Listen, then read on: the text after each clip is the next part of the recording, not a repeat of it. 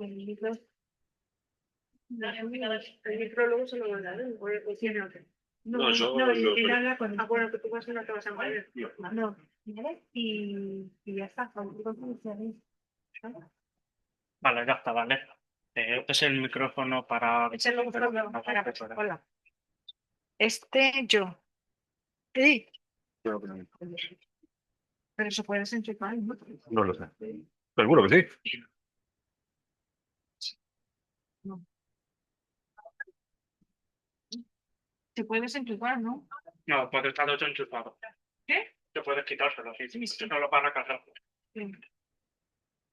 Y para on, no, ya está.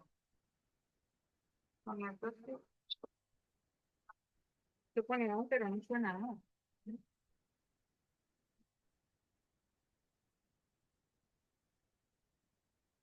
On.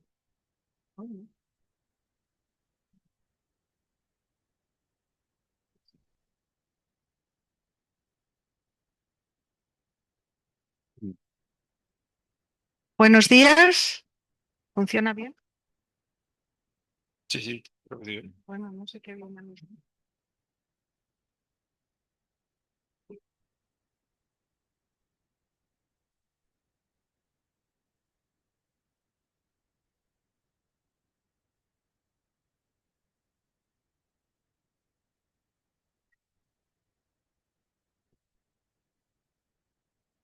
Probando, probando. Buenos días. Dentro de los seminarios del ICA, hoy vamos a presentar al doctor Matías Romero, que se graduó en el año 2009 en Biología Molecular en la Universidad Nacional de San Luis, en Argentina. Posteriormente realizó el doctorado en la Universidad de Buenos Aires, realizando el trabajo experimental en el Instituto Tecnológico de Chascomús, en control biológico de enfermedades hortícolas mediante bacterias endófitas. Luego realizó un par de estancias postdoctorales en la Universidad de Valencia en España y en la Universidad de Costa Rica en 2017 y 2018, en temas relacionados con la genómica en plantas mediante CRISPR-Cas. Luego en Argentina regresó y se incorporó como investigador del CONICET en el Instituto Tecnológico de Chascomús, donde ha retomado el tema de trabajo en el uso de bacterias endófitas para el control de enfermedades. Actualmente es investigador asistente del CONICET y profesor de la Universidad Nacional de San Martín. Y ahora mismo está realizando una estancia de investigación en el ICA en nuestro grupo desde el año pasado. Bueno, muchas gracias a todos por invitarme a dar este seminario. Yo les voy a contar ahora un poco de mi línea de investigación que realicé en Argentina y al final un poco de lo que estuve realizando en la estancia en este último año acá en el ICA.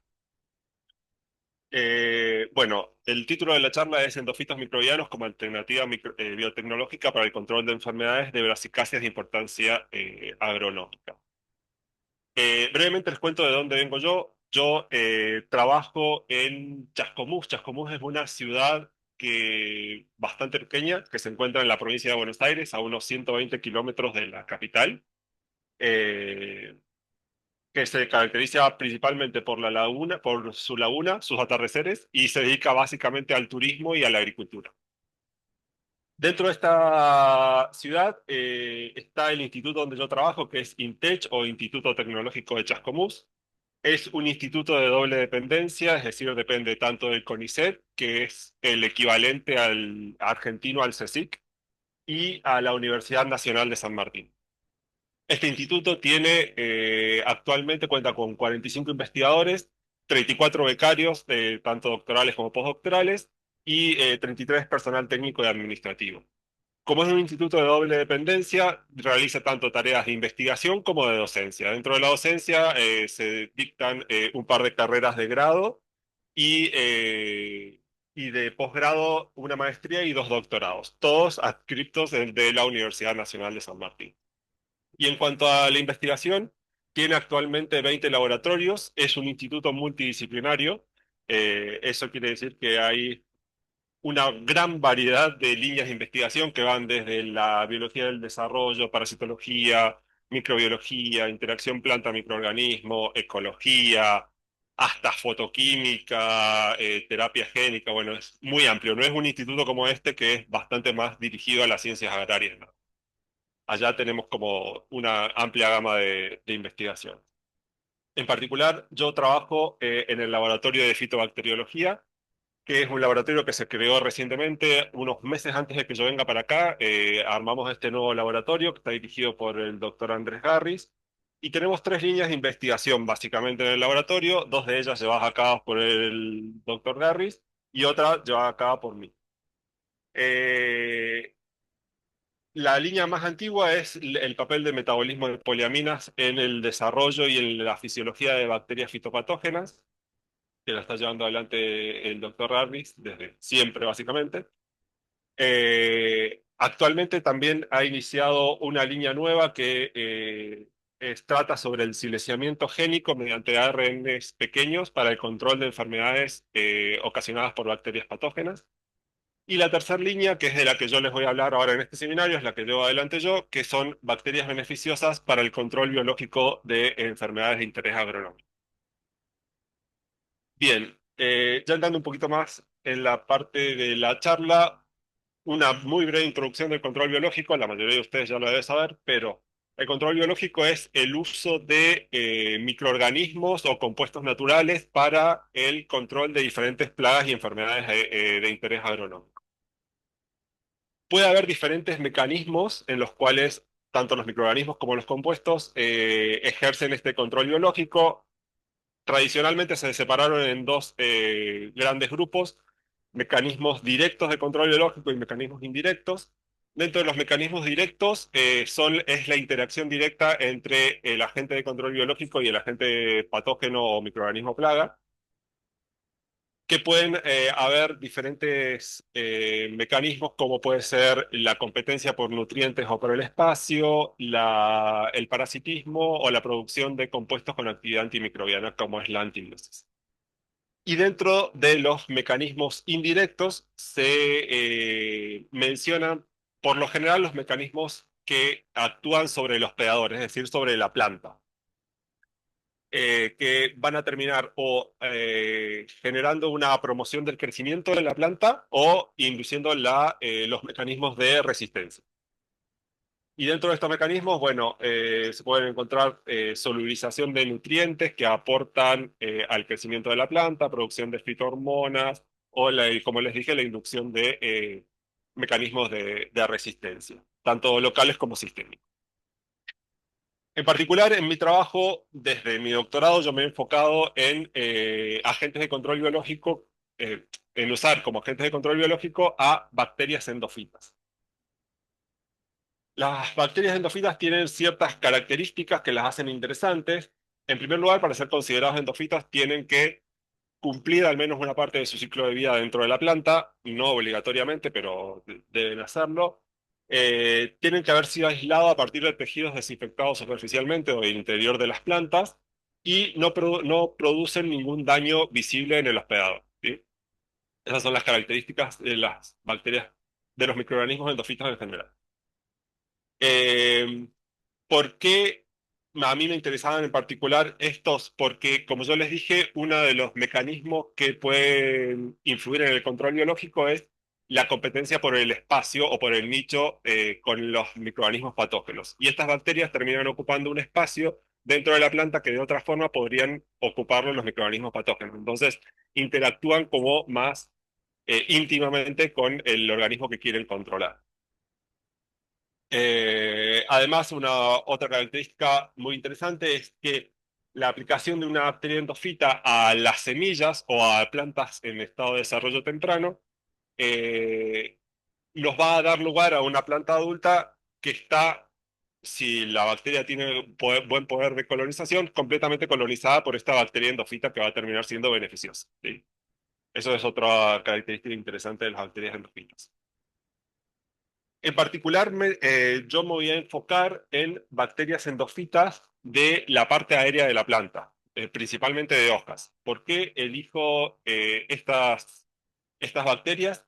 Porque a mí, o sea, en mi línea nos interesaba controlar principalmente patógenos de la parte aérea de la planta. Entonces, lo ideal es buscar los microorganismos que van a ocupar ese mismo nicho, ¿sí? A lo largo de este seminario yo les voy a hablar principalmente de estas cuatro enfermedades. Son dos enfermedades bacterianas y dos enfermedades fúngicas. Eh, Dentro de las bacterianas tenemos la podredumbre negra producida por Xanthomonas campestris y la podredumbre blanda bacteriana producida por Pectobacterium versatili, anteriormente conocida como Pectobacterium carotoba. Estas dos bacterias tienen un estilo de vida, un estilo de patogenicidad diferente. Xanthomonas es una bacteria hemibiotrófica, mientras que Pectobacterium es una bacteria necrotrófica. ¿Qué significa esto? Que tienen diferentes estrategias para colonizar y producir la enfermedad en la planta. Algo parecido ocurre con las enfermedades fúngicas de las que les voy a hablar. Yo les voy a hablar de la podredumbre blanda producida por Sclerotinia sclerotidorum y el cancro de la base del tallo o black leg producido por Leptospharia maculans. De nuevo, estos dos hongos tienen estrategias diferentes de patogenicidad. Sclerotinia es un hongo necrotrófico y Leptospharia es un hongo hemibiotrófico. Eh, Bueno, tanto Xanthomonas campestris, Pectobacterium como Sclerotinia son patógenos de amplio rango, digamos, tienen la capacidad de afectar diferentes especies y diferentes cultivos. Mientras que el Leptosphaeria es un poco más selectivo y ataca principalmente a brasicáceas. Por eso todo este trabajo yo lo estoy realizando principalmente con brasicáceas o especies de la familia de brasicáceas, tanto hortícolas como oleaginosas, como lo voy a mostrar más adelante. Bien, entonces, en este seminario lo que yo les quería mostrar son algunos de los resultados obtenidos a partir de tres proyectos principalmente que he llevado o estoy llevando a cabo en Argentina. Dos de esos proyectos los estoy llevando a cabo básicamente yo solo. Son mi línea principal de investigación. Están muy relacionados y fueron obtenidos uno atrás del otro porque se concatenan los resultados. En el primer proyecto el objetivo general era obtener un agente de control biológico contra diferentes enfermedades y en el segundo proyecto era evaluar un poco más los compuestos que producen los microorganismos que yo había aislado en el primer proyecto como agentes de control biológico. ¿Sí? O sea, qué compuestos con actividad antimicrobiana tenía. Entonces ahora le voy a mostrar un poquito de los resultados de estos dos proyectos. En primer lugar, lo que hicimos para para buscar un agente de control biológico, como les dije, yo me iba a enfocar en las hojas, así que se tomaron muestras de hojas de diferentes especies vegetales, todas brasicáceas, el col, brócoli y coles de Bruselas, son todas de la misma familia. Lo que se hizo fue en un establecimiento que realizaban manejo orgánico de estos cultivos, se tomaron muestras de hojas de plantas sanas de los tres cultivos. Se tomaron varias muestras de cada uno, se realizó una desinfección superficial de las hojas, enjuague, un extracto de las hojas y se plaquearon en diferentes medios para obtener diferentes aislamientos de bacterias. De esta forma se obtuvieron aproximadamente 80 aislamientos a partir de las tres especies vegetales. Acá les muestro las unidades formadoras de colonia que se obtuvieron en las diferentes especies y en los dos medios que se probaron. Se obtuvieron un número mayor de aislamientos en los repollos de Bruselas o coles de Bruselas. Eso tiene sentido porque esta especie en el establecimiento donde fuimos a tomar muestras se cultivaba a campo abierto, mientras que las otras dos especies se cultivaban bajo invernadero. Entonces estaban como más protegidas y eso influyó en la cantidad de microorganismos que se obtuvieron de esas plantas. Bueno, entonces, a partir de esta colección de 80 aislamientos, lo que se hizo fue, en primer lugar, como lo que nosotros estábamos buscando era un agente de control biológico, lo primero que hicimos fue buscar cuáles de estas bacterias tenían capacidad de inhibir el crecimiento de los patógenos que yo les mencioné anteriormente. Entonces se probaron las 80 bacterias en contra los cuatro patógenos que les mencioné al principio. en ensayos de antagonismo in vitro, con las bacterias y con los hongos. Con las bacterias lo que se hace es, muy brevemente en la metodología, se hace una capa de la bacteria diana en la placa y se siembran spots de los posibles antagonistas arriba. Si hay inhibición, se observa un halo de inhibición, como se da acá, del crecimiento alrededor de la colonia. Y lo que se determina es una relación entre el área de la colonia y el área del halo de inhibición, ¿sí? Entonces, en estos gráficos acá les muestro solo las bacterias que mayor inhibición mostraron, para no mostrar en las 80. Eh, un valor más alto de este índice indica una mayor inhibición, ¿sí? Y podemos ver que tanto para las Xanthomonas como para la Pectobacterium, la bacteria que mayor inhibición mostró fue la que denominamos como Bru13. Y para el caso del antagonismo in vitro frente a los hongos, lo que se hace es en una misma placa se cultiva la bacteria y el hongo y se mide el tamaño del crecimiento del hongo, ¿sí? Comparado con el crecimiento en una placa control que no tiene la bacteria. Entonces, acá en este caso, lo que estamos graficando es el diámetro de la colonia del hongo, tanto en el control como en los tratamientos. Entonces, acá las barritas más bajas indican un mayor poder de inhibición. Y como podemos ver en el caso de los hongos, los aislamientos Bro5, Bro11 y Bro22 son los que siempre mostraron un mayor poder de inhibición. Bien, esto se hizo entonces con los 80 aislamientos. Otra cosa que queríamos evaluar, como yo les dije un poco en la introducción, era eh, que la promoción de crecimiento también podía estar relacionada con el control biológico de forma indirecta. Entonces lo que hicimos fue evaluar algunas características relacionadas con la promoción de crecimiento, como son solubilización de fósforo insoluble, producción de ácido indolacético, que es una fitohormona que participa en el crecimiento de las plantas, y producción de sideróforos, que los sideróforos son compuestos capaces de quelar diferentes metales, principalmente hierro, y estos sideróforos lo que participan tanto en la competencia directa de la bacteria con el patógeno, porque compiten por el nutriente, o también ayudan a solubilizar el hierro en el sustrato para que lo tome de forma más eficaz la planta. Entonces aporta también a la nutrición de la planta. Bueno, acá de nuevo les muestro solo los aislamientos que presentaron mayor nivel tanto de producción de ácido indolacético como de sideróforos. Y de nuevo vemos que Bru13 es uno de los aislamientos que más ácido indolacético produce y tanto Bru13 como Bro5 y Bro11 son los que mayor cantidad de sideróforos producen, ¿sí? Bien, entonces, en base a estos resultados, tanto de antagonismo in vitro como de características promotoras de crecimiento, lo que hicimos fue seleccionar tres aislamientos para seguir caracterizando y profundizando en los mecanismos. No podíamos trabajar con los 80, sobre todo como les dije al principio, estaba yo solo trabajando con esto. Así que seleccionamos estos tres. ¿Por qué seleccionamos estos tres? Bueno, Brut13 lo seleccionamos porque era el que presentaba mayor efecto antagonista contra las bacterias patógenas, era uno de los que mejor solubilizaba fósforo y era el que mayor ácido indolacético producía. Mayor cantidad de ácido indolacético producía. Y Bro5 y Bro11 se seleccionaron porque eran uno de los mejores antagonistas contra los hongos patógenos y además eran los mejores productores de sideróforos, al menos en las condiciones in vitro. ¿Sí?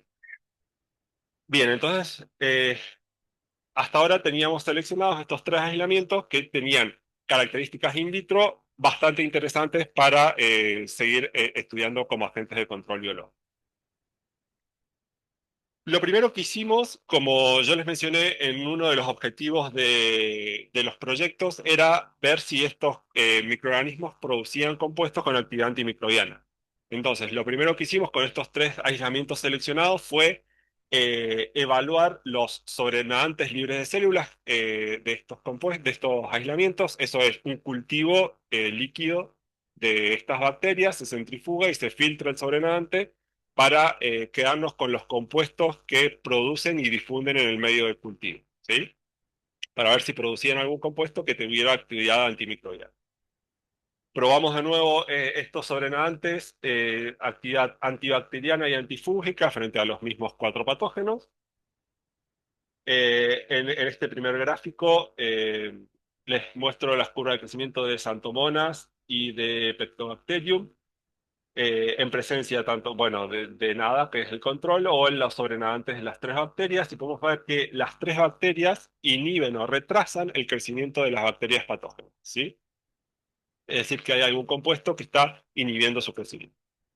Y para el caso de los hongos se hizo algo similar. El sobrenadante se incluyó en el medio de cultivo del hongo y se determinó el crecimiento de la colonia del patógeno, ¿sí? De nuevo, los sobrenadantes de las tres bacterias mostraron actividad antifúngica, BRU13 un poco menos de actividad y los aislamientos BRO5 y BRO11 directamente no permitieron dejar crecer al patógeno. Eso quiere decir que tienen mucha actividad antifúngica los sobrenadantes de estos dos aislamientos. Otra cosa que evaluamos fue la producción de compuestos antifúngicos volátiles, es decir, no solo los que no son los que difunden en el medio o los que producen el medio líquido. Uy, perdón, se me cerró.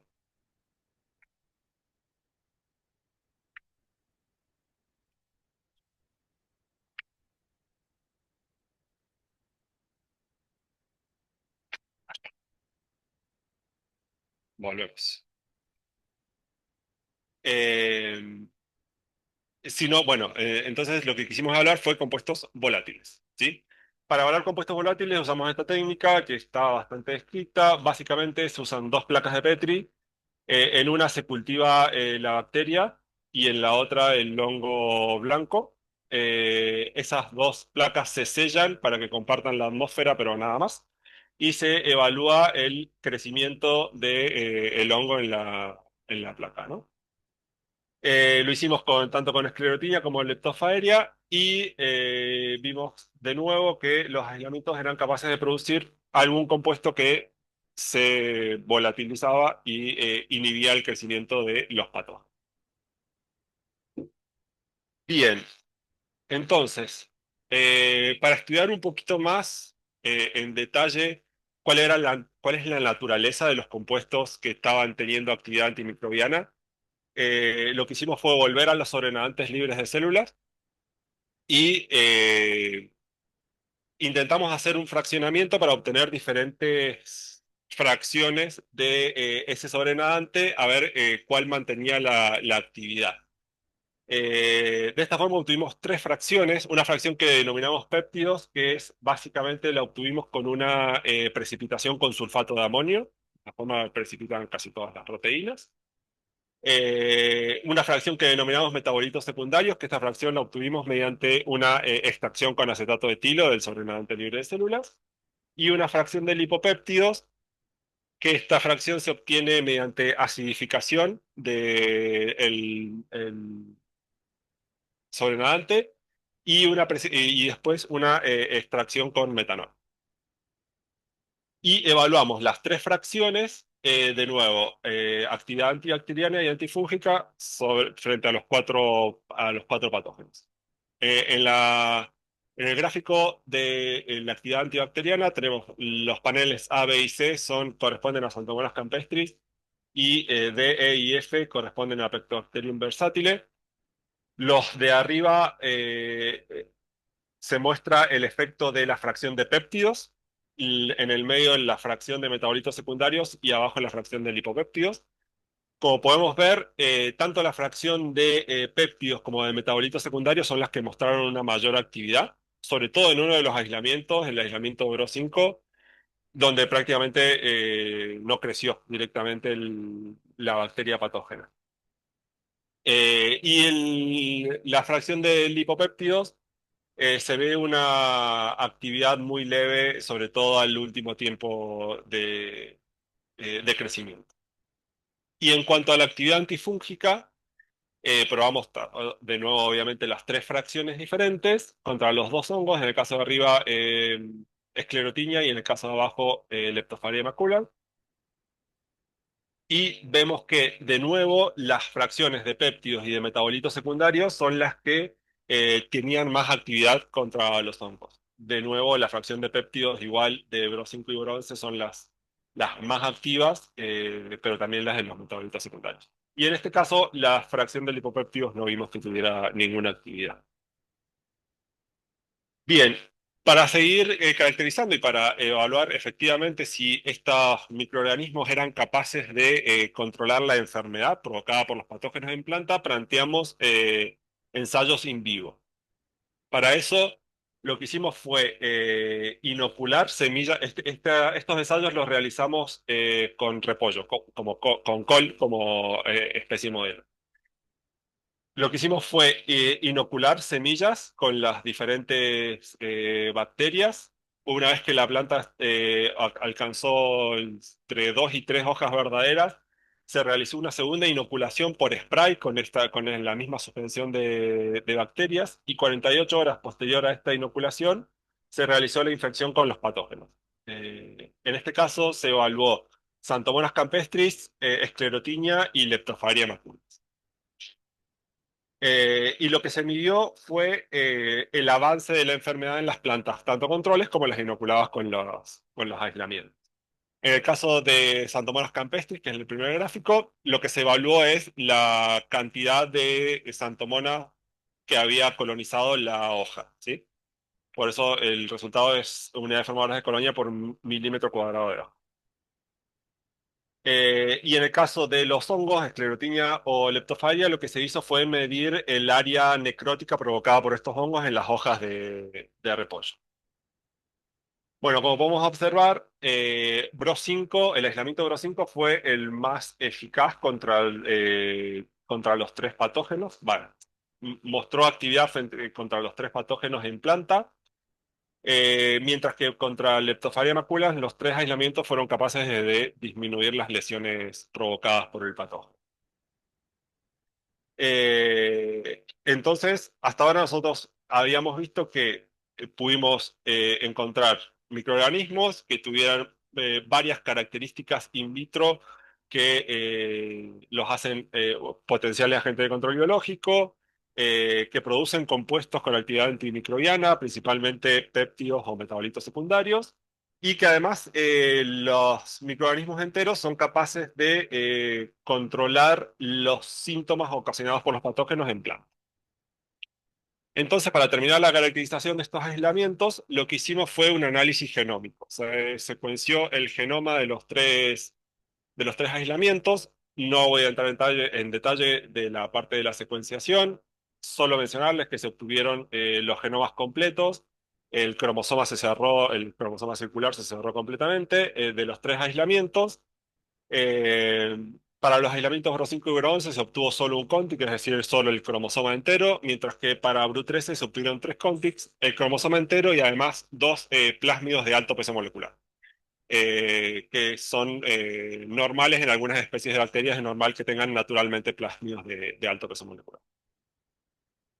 Entonces, con los datos del genoma completo de estos aislamientos, lo que se hizo fue la asignación taxonómica utilizando el servidor TIX, que lo que hace es comparar el genoma completo que nosotros le estamos ingresando con diferentes genomas ya secuenciados de especies modelos, ¿sí?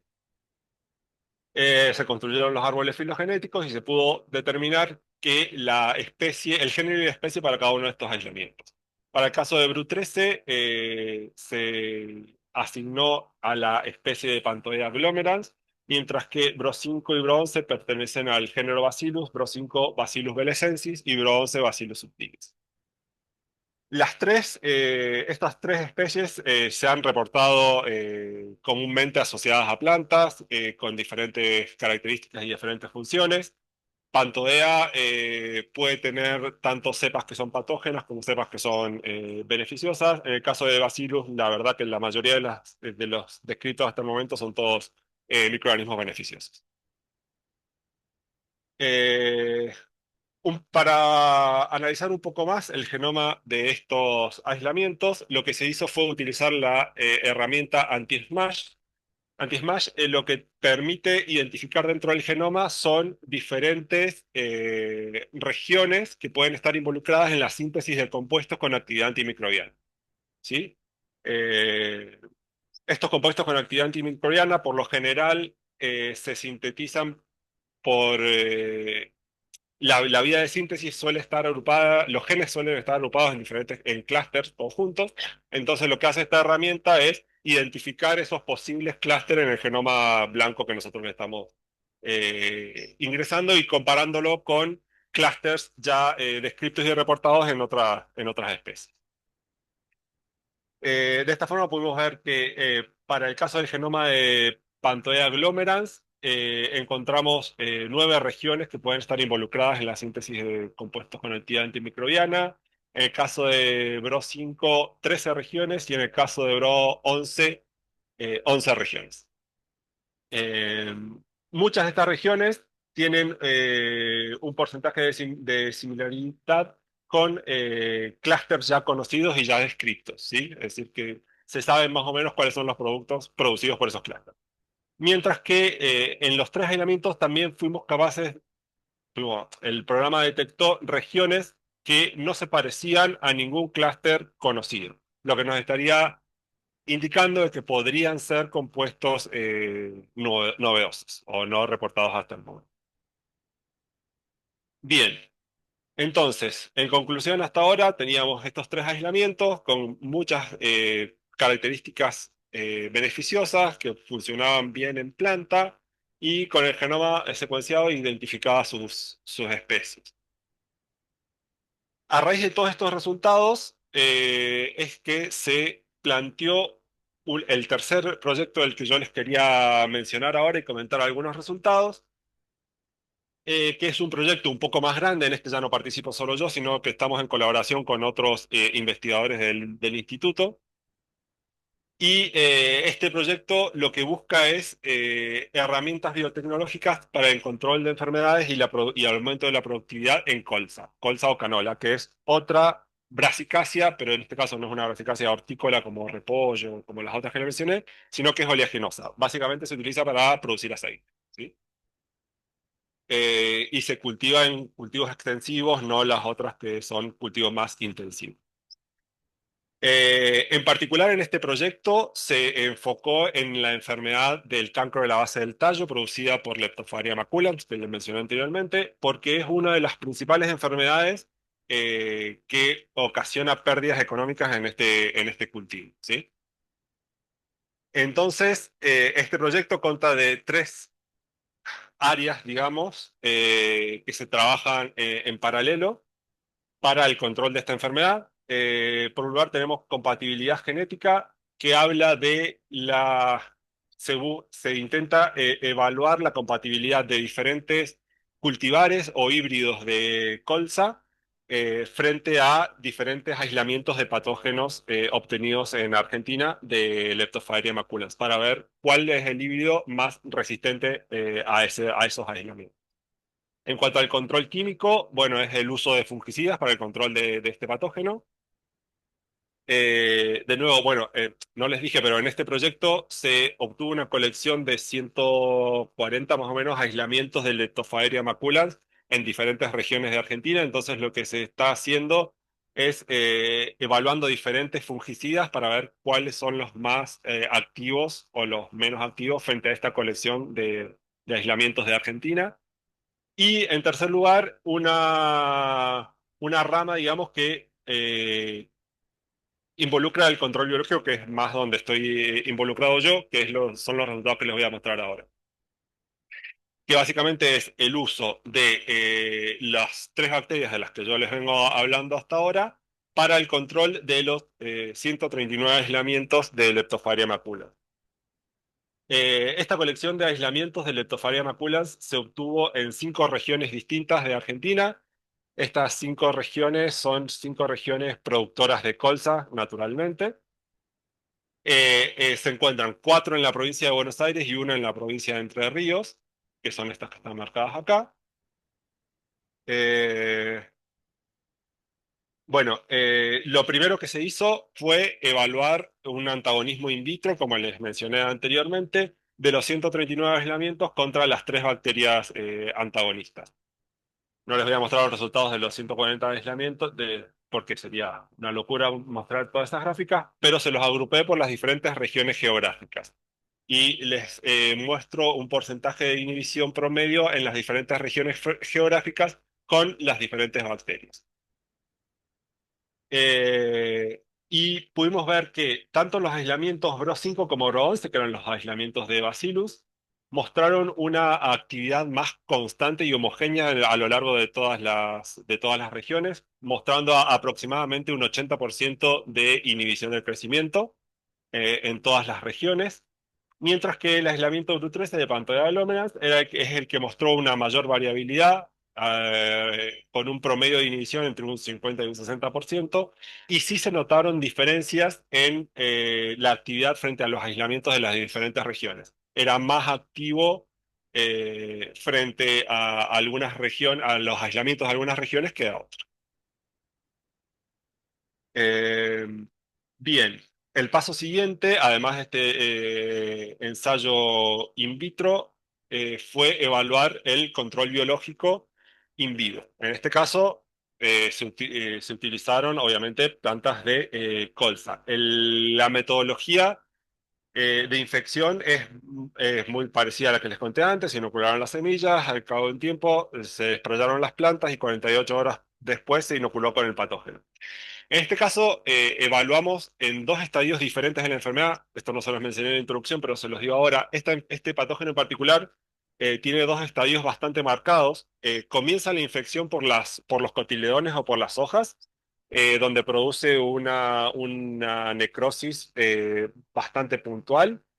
Pero eso no es lo que termina afectando el cultivo, sino que después de esa necrosis el patógeno se mueve por los haces vasculares y se termina eh, localizando en la base del tallo, ¿sí? Que cuando la planta llega al estado de floración, que cambia el metabolismo de la planta, también cambia el metabolismo del hongo alojado en la base del tallo, pasa a ser más necrotrófico y es donde produce el cancro en la base del tallo, y es lo que termina provocando el vuelco de la planta y lo que termina afectando el rendimiento del cultivo. Entonces lo que hicimos en este proyecto fue evaluar esos dos estadios diferentes de la enfermedad. La primera parte en cotiledones, sí, en los primeros estadios, y la segunda parte, ya cuando la planta era adulta y entró en floración, se evaluó el cancro de la base del tallo. Eh, Lo primero que se hizo fue este estudio de los cotiledones con las tres bacterias individuales, y además se eligió incorporar una mezcla de los dos aislamientos de Bacillus, que eran los que habían mostrado mayor actividad in vitro, y además se probó que fueran compatibles entre ellos y para que se pudieran armar las mezclas. También se probó si era compatible con el aislamiento de Pantodea, pero no eran compatibles. Pantodea terminaba inhibiendo el crecimiento de los dos bacilos, así que no se podían armar mezclas con los tres aislamientos. Bueno, entonces lo que se evaluó es el área necrótica en los cotiledones producidos por Leptospharia maculans, y se vio que tanto los aislamientos de Bacillus como la mezcla de los dos aislamientos lograban reducir la infección provocada por este patógeno. Entonces, para evaluar el estadio final de la enfermedad, se utilizó únicamente el tratamiento con la combinación de los dos bacilos. Y lo que se evaluó fue, como les dije, la necrosis en la base del tallo. Se cortaron las plantas en la altura de la base del tallo y se midió la cantidad de necrosis que tenía cada tallo. De esa forma se agruparon en diferentes categorías según la cantidad de área necrosada que tenían los tallos, que va de 0 a 4. La categoría 0 es plantas totalmente sanas, y la categoría 4, plantas con más del 75% del tallo necrosado. Y se pudo observar que el tratamiento con estas bacterias endofitas lograron aumentar la cantidad de plantas en los estadios más benignos, digamos, en la enfermedad, es decir, con menos lesión, y directamente eliminó las plantas en el estadio más dañino, digamos, ¿sí? O sea, como que tienen un efecto bastante positivo en el control de esta enfermedad. Y también se evaluó dentro de las plantas de categoría uno para arriba, que son las que tenían lesión, se midió directamente el porcentaje de tallo dañado y se vio que obviamente las plantas con el tratamiento tenían una disminución bastante considerable del tamaño del tallo necrosado. Además, en este mismo ensayo se determinaron diferentes índices fitopatológicos como el índice de enfermedad, incidencia y severidad, y en todos los casos el tratamiento con las bacterias endofitas lograron disminuir esos índices fitopatológicos comparados con el control.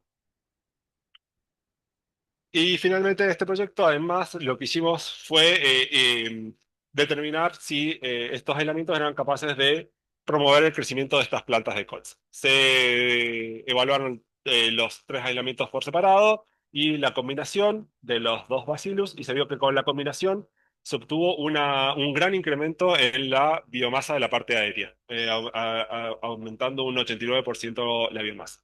Además, se midieron los tallos de las plantas y también se vio que los tallos pesaban un 10% más en las plantas inoculadas y el diámetro era un 10% más grande. Bien, entonces, en base a todos estos resultados, yo planteé a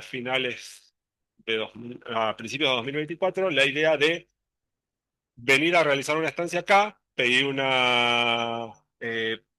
base a todos estos resultados, pedí una beca para realizar el análisis y la identificación de los compuestos que yo había visto que había compuestos que tenían actividad antimicrobiana, entonces quería venir acá para tratar de identificarlos y caracterizar. Además de ampliar el rango de diferentes dianas que podían verse afectadas por estas bacterias endófilas. Así fue como me contacté con Azucena, ella muy amablemente me dijo que sí, que venga, que no había problema. Obtuve la beca y ahora les voy a mostrar un poco de los resultados que obtuve en estos años. La idea entonces era probar estas bacterias contra las diferentes dianas que utilizan acá en el grupo de bioplaguicidas, que son algunos pulgones, Spodoptera, otros hongos patógenos y nematos, para ver si tenían alguna actividad frente a estas dianas. Lo primero que hice fue ensayos de antagonismo de la misma forma que había hecho en Argentina, pero frente a los hongos que tienen en este laboratorio, que son Alternaria alternata y Botrytis cinerea. Probé tanto la bacteria entera como los extractos purificados de la bacteria. Cuando yo hablo de extractos purificados, son extracciones con acetato de etilo que yo les había comentado originalmente, que son la fracción de metabolitos secundarios que yo había visto que tenía actividad, ¿sí? Eh, y bueno, en los extractos purificados, además, se agregó también un extracto que yo no había probado anteriormente, que es el extracto del cocultivo de las dos cepas de Bacillus, que yo había visto que que se comportaba bastante bien en planta. Bueno, entonces, se probaron tanto las bacterias como los extractos entre los dos patógenos. En todos los casos se vio una inhibición del crecimiento de los patógenos. Entonces lo que se decidió hacer después es bioensayos en donde, eh, parecido a lo que hice con repollo, pero en este caso utilizando pimiento como especie modelo y Alternaria o Botrytis como patógeno, ¿sí? Se realizó el ensayo de la misma forma que les comenté anteriormente y se determinó el área necrótica producido por los patógenos en las hojas de pimiento. Y se pudo ver que la combinación de las dos cepas de Bacillus son los que mostraron resultados más consistentes frente a los dos patógenos, disminuyendo el área necrótica producida por los patógenos en las hojas de pimiento. Entonces, para eh, caracterizar un poco mejor esta interacción, se tomaron muestras de las hojas de pimiento a las 96 horas post-inoculación en los tratamientos controles inoculados con las bacterias para hacer ensayos de metabolómicos, ¿sí? Esos resultados todavía no están, así que se los debo para el próximo seminario. Pero ahí vamos a tener algunos datos interesantes. Otros bioensayos que se realizaron fueron contra Spodoptera litoralis, que es una oruga, una plaga. También se utilizaron plantas de pimiento. En este caso también realicé ensayos in planta, es decir, las plantas se inocularon de la misma forma que les mencioné anteriormente, y las hojas de esas plantas después son las que se usaron en los bioensayos para medir eh, si los insectos se comían más o menos las plantas tratadas. En el caso de los ensayos de implanta, si bien hay una tendencia en algunos tratamientos que comen menos las plantas, las hojas tratadas, ninguno es significativo. Y también se evaluaron los extractos purificados, es decir, las fracción de metabolitos secundarios. Y se pudo ver que los metabolitos secundarios del co-cultivo sí se observaba una pequeña inhibición de la alimentación en las hojas tratadas con una inhibición de alrededor del 53%.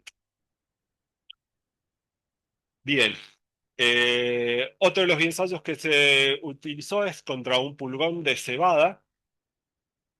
Eh, los ensayos, bueno, yo no estoy entrando mucho en detalle en la metodología de estos ensayos porque son básicamente los que se usan en el grupo y estoy seguro que la mayoría ya los conoce, pero básicamente lo que se hace es en unas cajas se ponen fragmentos de hojas, controles y tratadas y una cierta cantidad de pulgones. Y después lo que se hace es contar cuántos pulgones se asientan en las hojas controles y cuántos pulgones se asientan en las hojas tratadas. Este mismo ensayo yo también hice ensayos en plantas, es decir, el tratamiento de semillas de cebada y la inoculación por spray de plantas de cebada, que después utilicé para hacer este ensayo. Y vi que, curiosamente, pues este resultado sí que no me lo esperaba, que el aislamiento de Pantoea lograba disminuir el asentamiento aproximadamente un 43% con respecto a las plantas controles.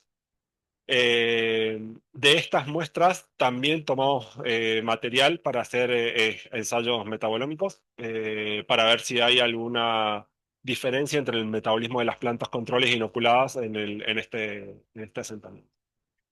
Y también se evaluaron, por supuesto, los sobrenadantes, los extractos obtenidos a partir de sobrenadantes. Y en este caso, todos los extractos mostraron una cierta actividad de entre un 58 y un 70% de inhibición del asentamiento. ¿Sí?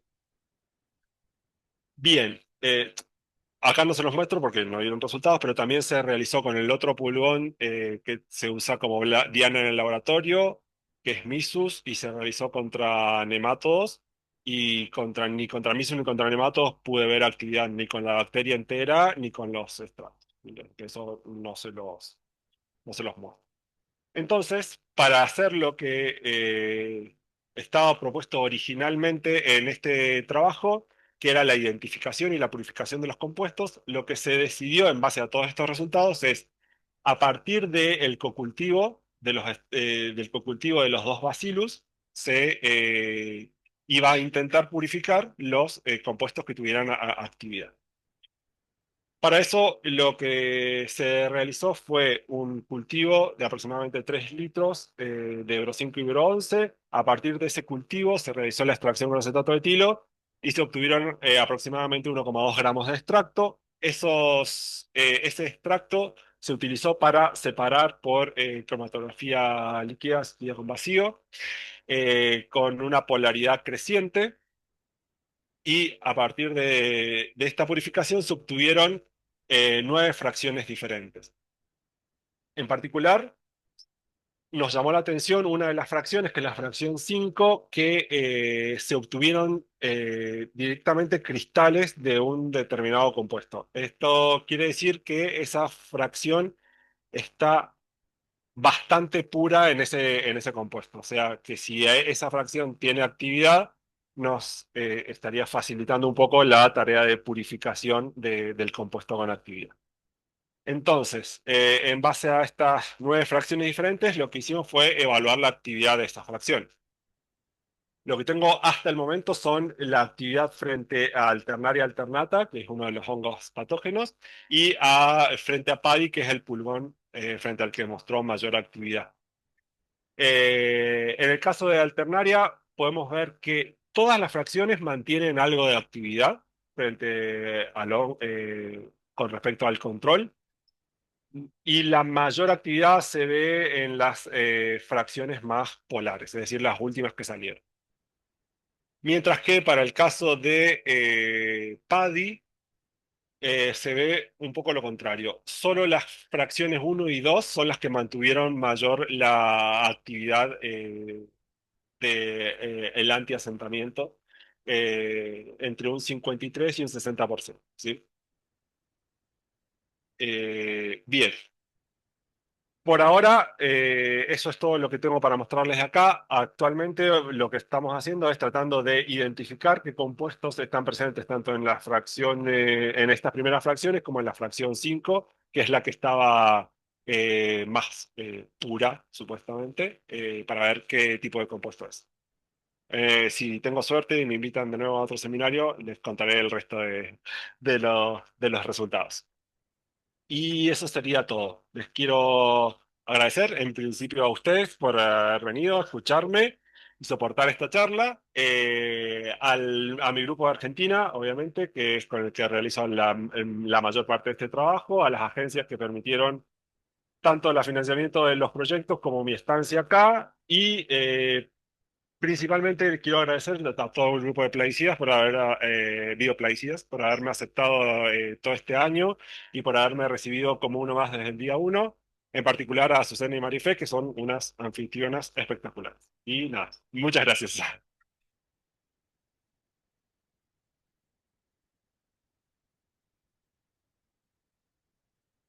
Bueno, muchísimas gracias por un seminario estupendo. Y ahora abrimos la sesión de preguntas.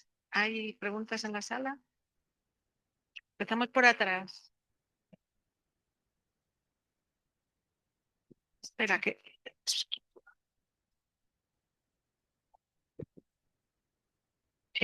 Gracias por el seminario. Soy Arantxa Moreno.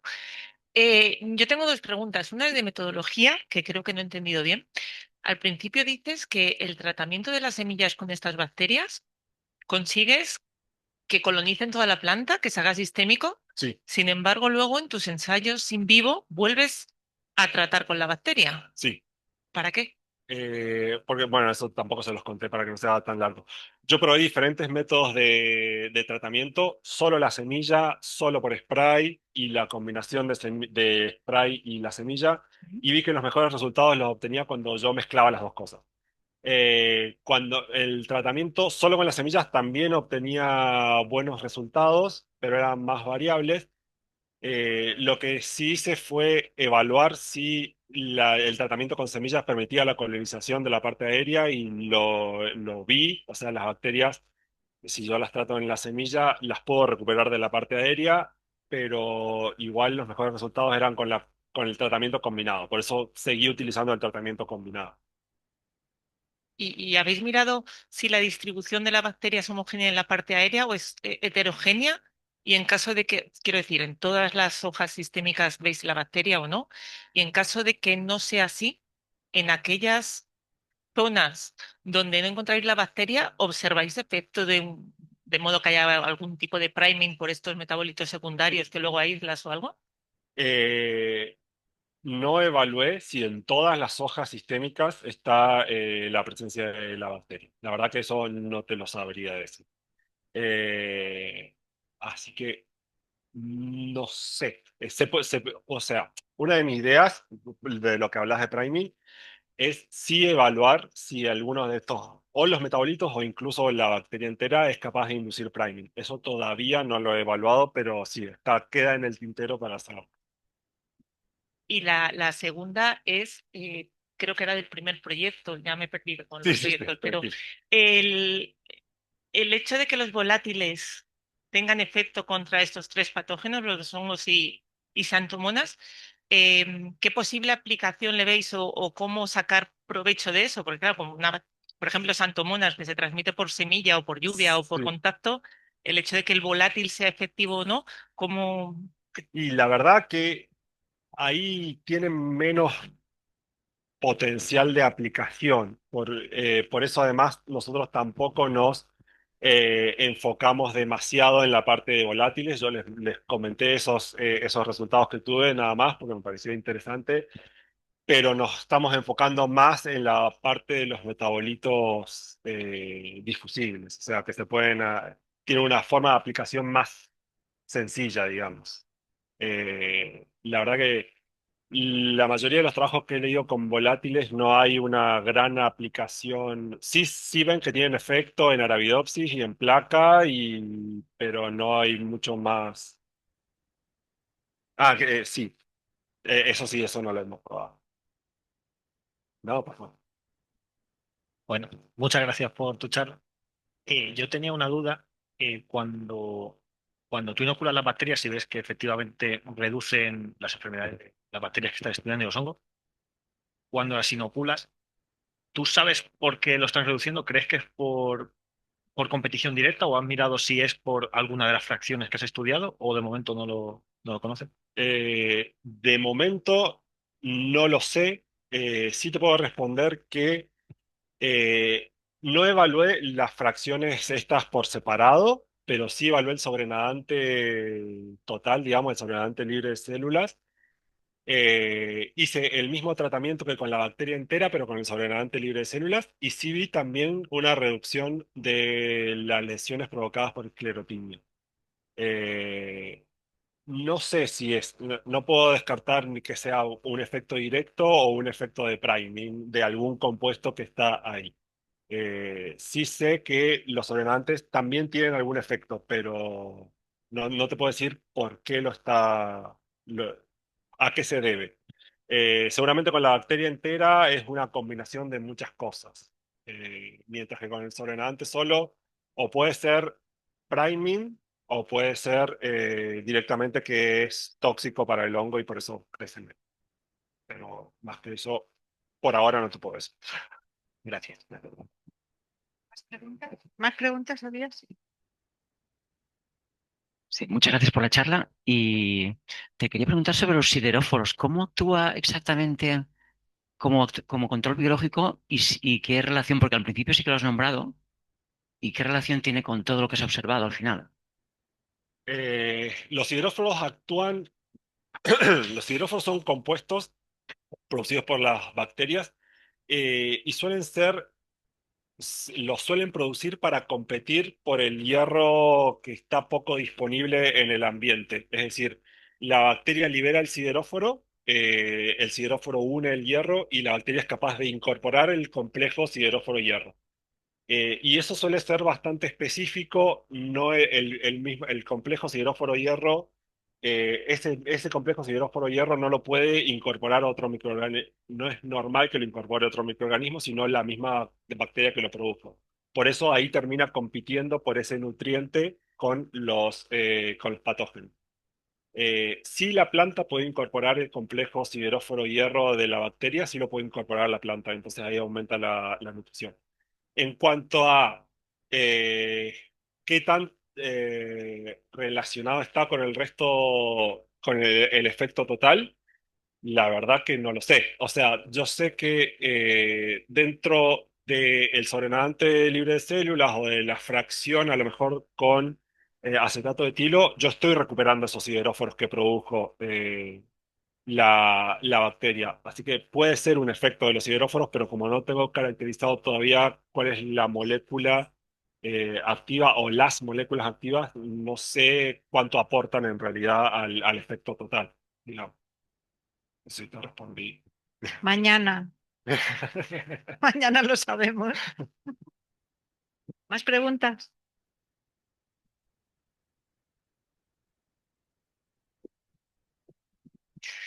Hola, gracias por tu seminario, ha sido muy interesante. Yo tenía una pregunta en relación con el tema de los insectos. En los ensayos que hacéis, evaluáis, imagino que a las 24 horas el asentamiento del pulgón en Ujú. uno de los lados. Sí. Por lo tanto, ahí no sabes si el efecto es debido a la emisión de algún volátil que produzca un efecto deterrente en el insecto o es debido a algo que realmente prueba y no le gusta de esa planta y se marcha a la otra, ¿verdad? Exactamente. Sí. ¿Y os habéis planteado en hacer algún tipo de ensayo con planta completa para ver el desarrollo del insecto, si al final se alimenta bien o si se muere o... No lo tenía pensado, pero sí podría ser algo interesante de probar. Sí, lo que sí había pensado en su momento, no tanto con los pulgones, sino más con la Spodoptera, es evaluar si los extractos o la bacteria entera tienen algún efecto tóxico directamente contra el insecto, porque eso con el ensayo que hacemos no se ve. Pero contra los pulgones no lo había pensado, pero sí. O sea, sería Sería muy interesante. interesante. Sí, sí. ¿Alguna pregunta más?